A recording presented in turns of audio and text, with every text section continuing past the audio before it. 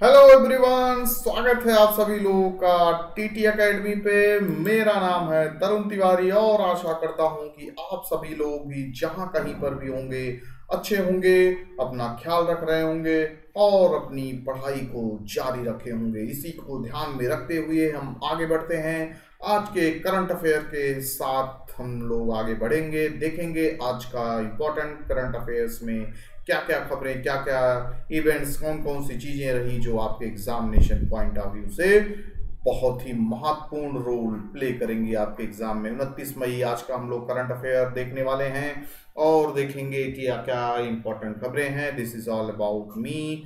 Unacademy पे follow कर सकते हैं, टीटी एकेडमी आपका है ही है जो सारी खबरें, सारी चीज़ें आपके लिए, आपके एग्जाम के लिए, static portion, current affair portion, सारी चीज़ों को लेके आपके लिए हमेशा हाजिर है, तत्पर है। सारे क्वालिटी कंटेंट आपको मिलते हैं। चीज़ों को फॉलो कीजिए, पढ़िए, मेहनत कीजिए और आगे बढ़िए। तो चलिए स्टार्ट करते हैं आज का सेशन। और आज के करंट अफेयर में से वन ऑफ द इम्पॉर्टेंट पूछा जा सकता है कि आपसे त्यासांग इंग हंग ने केवल 26 घंटों में दुनिया की पहली महिला बन गई हैं जो सबसे तेज चढ़ाई आपकी चढ़ी हैं एवरेस्ट की चोटी पे।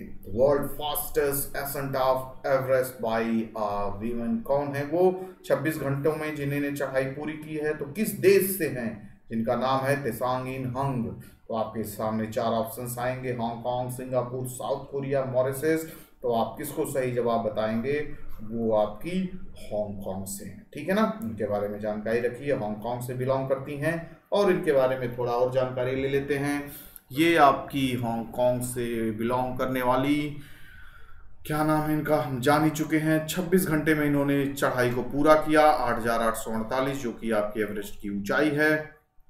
टोटल 25 घंटा 50 मिनट का समय इन्होंने लिया अपने तीसरे अटेम्प्ट में। इसके पहले भी ये हांगकांग की पहली महिला थी जो आपकी एवरेस्ट की ऊंचाई को छू गई थी। और इन्होंने इसको कितने देर में ब्रोक किया, तोड़ा इस रिकॉर्ड को? पुरानी जो इसके पहले जो रिकॉर्ड हुआ करता था 39 घंटे 6 मिनट में था, उसको इन्होंने तोड़ दिया था। नेपाली जो आपकी थी फुनजो सांगमू लामा का रिकॉर्ड तोड़ा था, ठीक है ना। तो अभी ये पहले नंबर पे हो गई हैं जो कि 26 घंटे में पूरी ऊंचाई को छू लिया। चलिए अगला क्वेश्चन देखते हैं क्या कह रहा है कि Bashar al Assad has been re-elected for the 4th term as the president of which of the following country? किस देश के राष्ट्रपति चुने गए हैं लगातार चौथी बार? ठीक है ना। कौन चुने गए हैं? सीरिया के राष्ट्रपति हैं बशर अल असाद, ठीक है ना। इनको चौथी बार निर्वाचित किया गया है देश का राष्ट्रपति के रूप में। तो ये ध्यान में रखिएगा, एग्जाम में पूछ सकते हैं करंट अफेयर में। तो आप ये जानिए कि टोटल कितना मिला। असाद गॉट 95% वोट, ठीक है ना। ये परसेंट वगैरह उतना नहीं पूछते, सारी जानकारी बस रखिए। टोटल जो वोटिंग कास्टिंग हुई उनको 95% मिला है। इसके पहले कितना मिला था? 88% मिला था 14 के चुनाव में।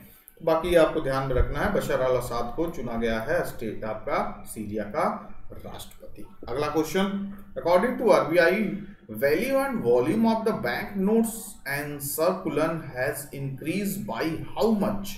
इसमें आपकी वैल्यू एंड वॉल्यूम में दोनों में कितना इंक्रीज हुआ है? सर्कुलेशन की जो बैंक की मुद्रा है, नोट है, वो तो कितने % आपकी इंक्रीज हुई है? In the form of value and in the form of volume, यानी मात्रा, ठीक है ना। मूल्य और मात्रा में कितना % इंक्रीज हुआ है आरबीआई के अनुसार? तो आप ध्यान में रखिएगा 16.8% आपकी क्या इंक्रीज हुई है? वैल्यू। और 7.2% इंक्रीज हुई है उसकी मात्रा या वॉल्यूम, ठीक है ना। तो इस चीज को ध्यान में रखिएगा। 16.8% और आपका 7.2% आपकी इंक्रीज हुई है वैल्यू एंड वॉल्यूम, ठीक है ना। तो this is all about the explanation. सारी चीजें यहाँ पे लिखी हैं। पीडीएफ वगैरह आप लोग डाउनलोड, आपको टेलीग्राम में पीडीएफ वगैरह मिल जाएगा, जिसकी आप तरुण तिवारी के नाम से टेलीग्राम चैनल है मेरा, तो वहाँ पे आप जाके इसकी पीडीएफ वगैरह ले सकते हैं, ठीक है ना। This is all about the explanation, देख लीजिएगा। अगला क्वेश्चन आ रहा है, आरबीआई रिपोर्ट के अनुसार fraud reported by banks has fell by how much % in value terms to 1.38 lakh crore in 2021। लगभग 1,38,000 करोड़ का जो फ्रॉड हुआ था लास्ट ईयर, उसके हिसाब से कितना गिरावट आई है इस साल। बैंकों के द्वारा रिपोर्ट जारी गई है कि 2020-21 में बैंकों द्वारा रिपोर्ट की गई धोखाधड़ी में कितने परसेंट की गिरावट आई है। तो आपको बताना होगा 25% की गिरावट आई है इस बार धोखाधड़ी के मामले में। तो चलिए अच्छी बात है, कुछ चीज में तो हम लोग अच्छा किए, फ्रॉड वगैरह कम हुआ। तो ये चीज ध्यान में रखिएगा, 25% की गिरावट आई है इसके पहले साल के अनुसार। ठीक है ना। इसके पहले कितना था, 1,85,000 करोड़ का घोटाला हुआ, घोटाला नहीं फ्रॉड कहिए, जो आपका बैंकिंग फ्रॉड्स वगैरह होते रहते हैं। आपके पैसे कट गए, आपके अकाउंट से कट गए, एटीएम आपके जेब में है, मेरे साथ भी हुआ, एटीएम मेरे जेब में है, 20,000 रुपये मेरे अकाउंट से निकल गए, सोचिए। तो ये सब सारी चीज़ें चलती रहती हैं। तो हम ही लोग एक कुछ ही लोग नहीं होते प्रताड़ित, ये सब संख्या लाखों करोड़ों में होती है। ठीक है ना। तब तो ये जाके मामला इतना होगा, टोटल बढ़ते बढ़ते 1,85,000 करोड़ तक चला जाता है।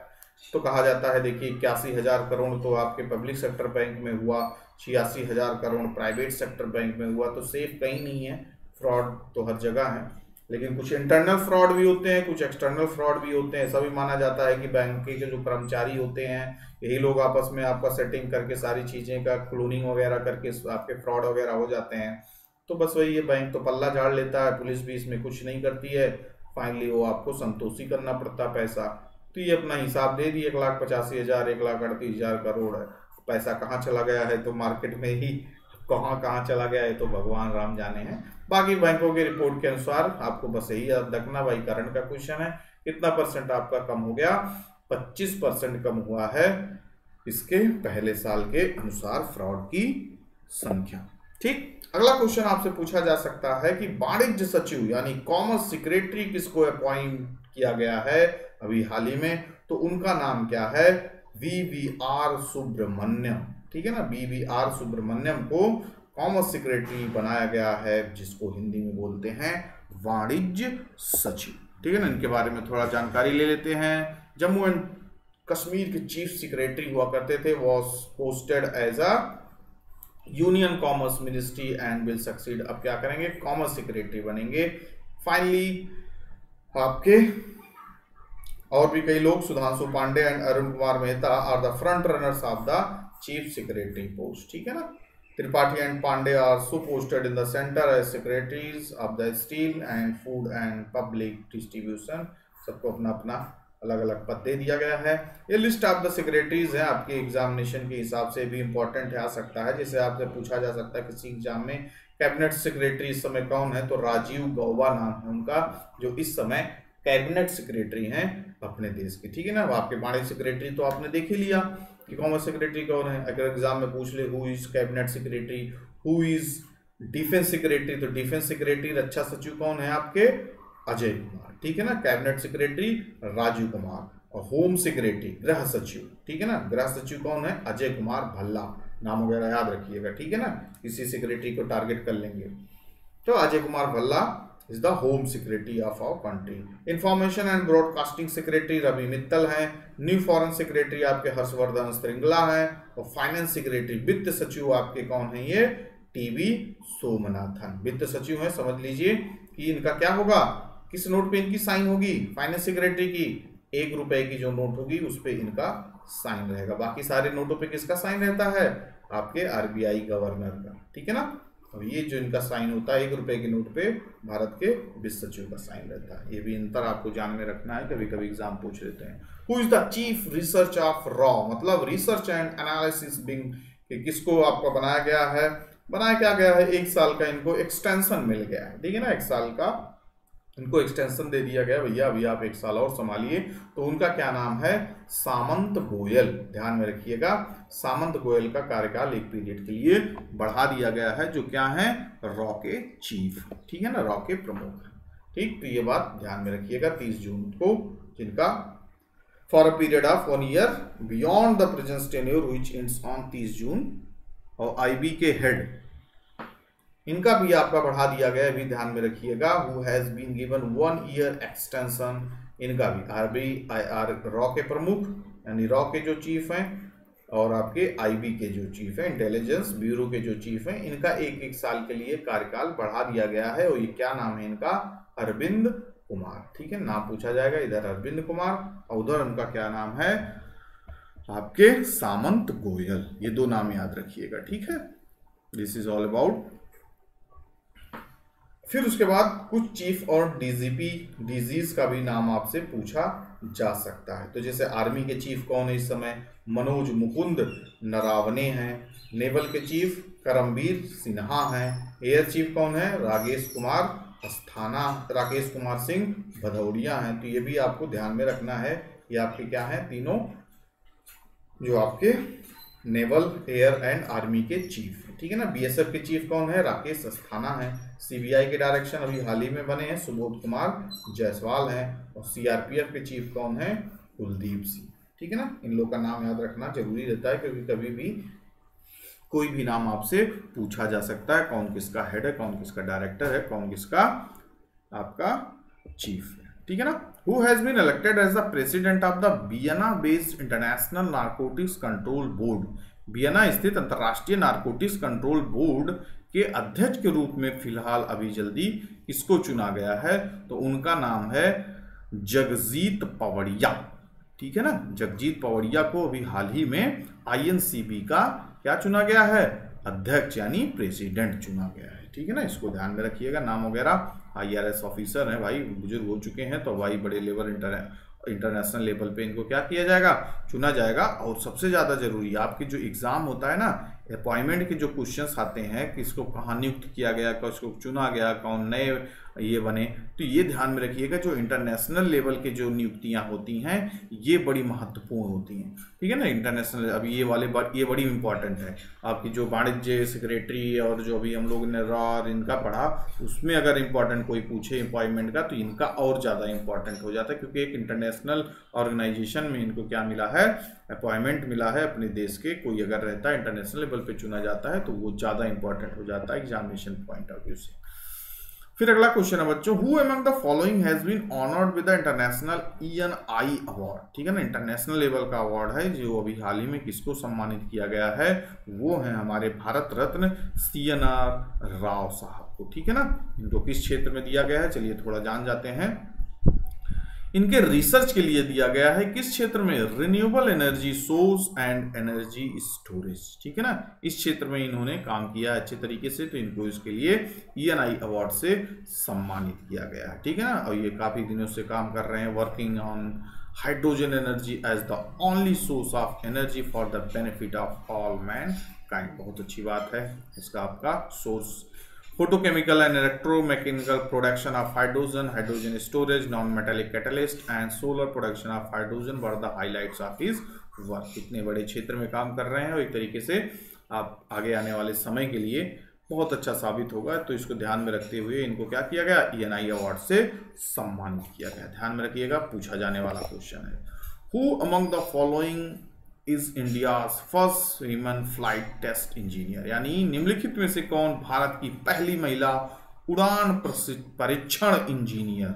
ठीक है ना। तो आपके सामने ऑप्शंस आएगा, प्रियंका मोहिते, पूनम गुप्ता, आश्रिता वी ओलेटी या मिताली राज। तो आप किसको सही जवाब बताएंगे?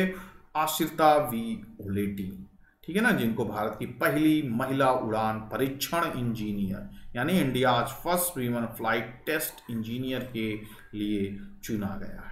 ठीक है ना। तो this is all about Ashrita. ठीक है, देख लीजिएगा। अगला क्वेश्चन और last question, on which date world hunger day यानी विश्व भूख दिवस किस दिन मनाया जाता है? तो आपको ध्यान में रखना है 28 मई को प्रत्येक वर्ष मनाया जाता है विश्व भूख दिवस। यानी इसको बनाने का पीछे कारण है कि अवेयरनेस पहुंचे, लोग जितने ज़्यादा से ज़्यादा लगभग दुनिया में 820 मिलियन 82 करोड़ लोग ऐसे हैं जो भूख से वर्ल्ड हंगर इंडेक्स में आते हैं, कि जिनको एक तरीके से समझ लीजिए 2 वक्त की रोटी ना मिले। 82 करोड़ लोग ऐसे हैं। तो हमें ज़्यादा से ज़्यादा ध्यान में रखना चाहिए, रिसोर्सेस अपने बर्बाद नहीं करने चाहिए, खाना ज़्यादा बर्बाद नहीं करना चाहिए। देखते हैं होटल रेस्टोरेंट, घर पे भी हम लोग इतना खाना बनाते हैं फालतू, जितना ज़रूरत नहीं रहती है। वही कहा जाता है ना कि दुनिया भर के रेस्टोरेंट होटलों में इतना खाना बच जाता, बर्बाद होता है कि दुनिया के जो इतने भूखमरीज लोग, जैसे आपके 82 करोड़ लोग हैं, इनका 3 बार पेट भरा जा सकता है, अगर चाहें तो तीनों टाइम खा सकते हैं एक दिन में। ठीक है ना, तो ये हाल है। तो हमें देखना चाहिए और उसको ध्यान में रखना चाहिए, ज़्यादा से ज़्यादा रिसोर्स को हम बर्बाद ना करें। ठीक है ना, तो this is all about the total current affair, जो कि आज के इंपॉर्टेंट करंट अफेयर आपके क्वेश्चंस थे, जो कि एग्जाम में आने की पूरी संभावना रखते हैं। अब आपको क्या करना है, सारी चीज़ों को अच्छे तरीके से देखना है। टेलीग्राम चैनल आपको ज्वाइन कर लेना है। टेलीग्राम चैनल आपका नाम किस नाम से है, तरुण तिवारी के नाम से। यहाँ पे आपको क्या मिल जाएगी, पीडीएफ आपको मिल जाएगी। ठीक है ना, इसकी पीडीएफ आपको मिल जाएगी। उसके साथ साथ और भी आपको क्या चीजें करनी है, चैनल को थोड़ा आपको क्या करना होगा, फॉरवर्ड करना होगा, लोगों में बताना होगा, शेयर करना होगा, सब्सक्राइब करना होगा। ये सब चीज़ें आप थोड़ा अगर करेंगे तो चैनल आगे बढ़ेगा, लोगों को ज़्यादा से ज़्यादा जानकारी होगी और लोग ज़्यादा से ज़्यादा ज्ञान लेने में सक्षम रहेंगे। ठीक है ना, क्योंकि ज्ञान बांटने से ही बढ़ता है, कम तो होगा नहीं। अगर आप शेयर कर देंगे अपने फ्रेंड में, सर्किल में, रिलेटिव्स में, करंट अफेयर है, सब हर एग्जाम में आता है, सब आपके जान पहचान पढ़ने लिखने वाले लोग होंगे, तो सबके लिए बेहतर होगा। हमारा भी मोटिवेशन बढ़ेगा, सारी चीज़ें, लोगों का अप्रिसिएशन होगा तो अच्छा रहेगा, और अच्छा कंटेंट, सारी चीज़ें आप लोग के लिए तत्पर रहेंगे। ठीक है ना, बैक टू बैक आपके कई सारे कंटेंट्स आने वाले हैं, तो आप ये फिलहाल करंट अफेयर को ध्यान में रखिए, आगे बढ़िए, खुश रहिए, अपना ख्याल रखिए और पढ़ते लिखते रहिए। सारी चीज़ों को ध्यान में रखते हुए अपनी पढ़ाई को जारी रखिए। Bye bye, take care to all of you, good luck.